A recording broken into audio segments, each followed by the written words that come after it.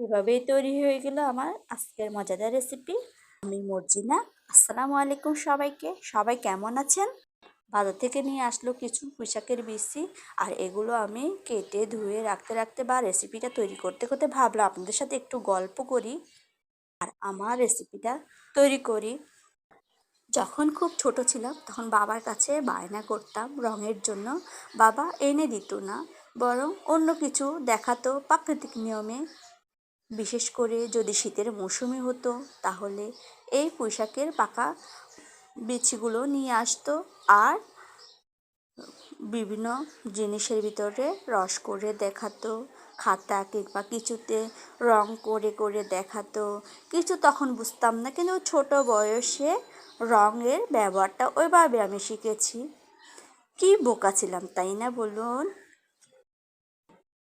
আজ বাবা নেই, কিন্তু বাবার শেখানো বা দেখানো রং বারবার চোখের চোখের সামনে ফুটে ওঠে।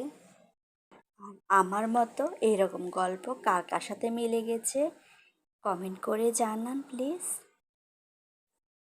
যাই হোক, ছোটোবেলার গল্পটা বলতে বলতে আমার পুঁইশাকের বিচি রান্নাও অনেকটা এগিয়ে গিয়েছে।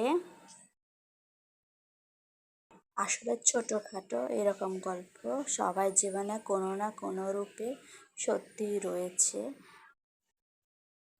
আর তা যদি হয় বাবা মা বা অতি নিকট আত্মীয় কারোর সাথে, তাহলে তাহলে তো কোনো কথাই নেই। গল্প শুনতে শুনতে নিশ্চয় আপনারা স্ক্রিনের লেখাগুলি খেয়াল করেছেন।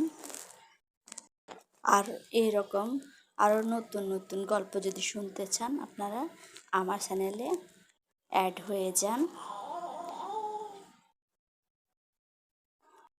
ভিডিও ভালো লাগলে একটি লাইক দিন আর চ্যানেলটিকে সাবস্ক্রাইব করুন। পরবর্তী ভিডিও সবার আগে আপনার কাছে পৌঁছাতে চ্যানেলের পাশে বেল বাটন চেপে অলে ক্লিক করুন। ধন্যবাদ। সবাই ভালো থাকুন, সুস্থ থাকুন। আগামী কোনো ভিডিও নিয়ে আবারও আপনাদের সামনে হাজির হব। আজ এ পর্যন্তই। আল্লাহ হাফেজ।